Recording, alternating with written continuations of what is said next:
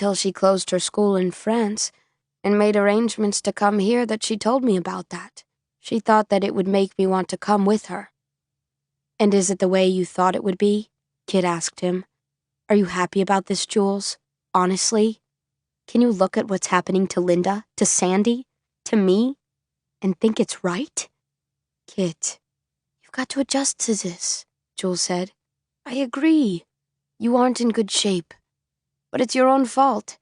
You're fighting this so hard that you've got yourself physically and mentally exhausted. I don't like to see you looking like this, all white and thin and worn out. And I do worry about it.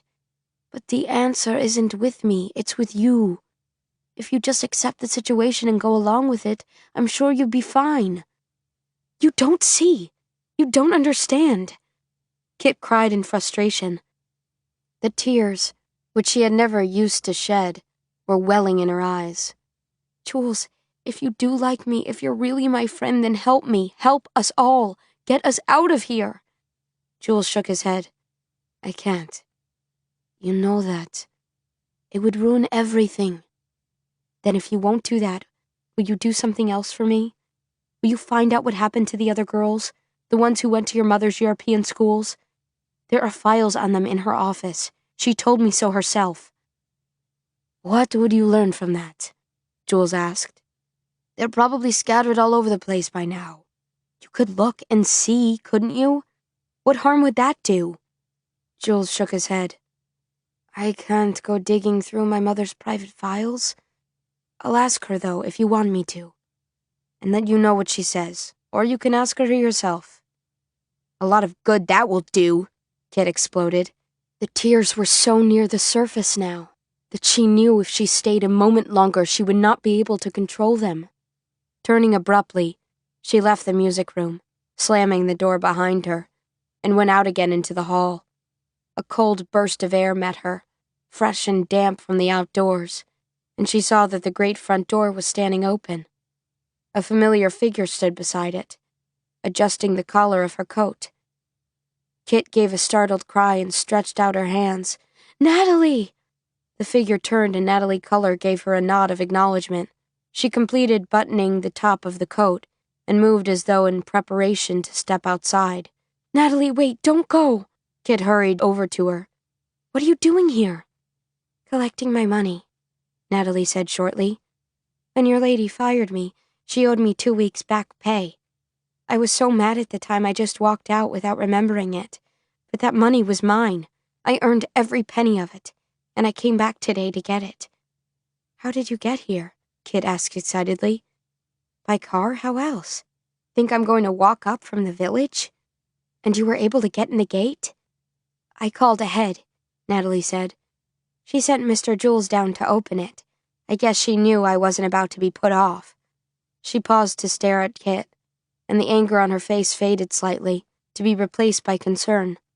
If you don't mind me saying so, you look awful, miss. You been sick? Yes, Kit said. We're all sick. The whole place is sick. Natalie, take me with you. With me? You mean to the village? Anywhere.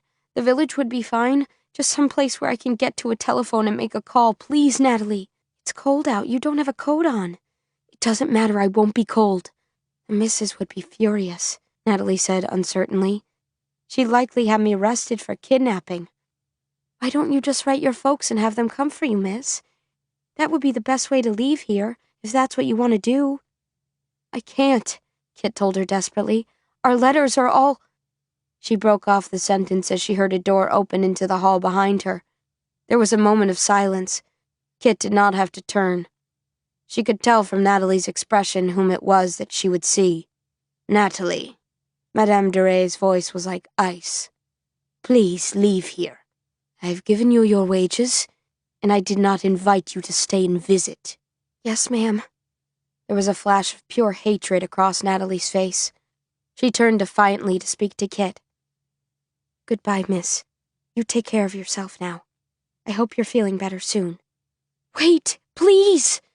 Kit struggled to find words, and then, in a final frantic effort, she pulled the letter from her jeans pocket and thrust it quickly into Natalie's work-worn hand. Here, she whispered hurriedly. Take this and mail it.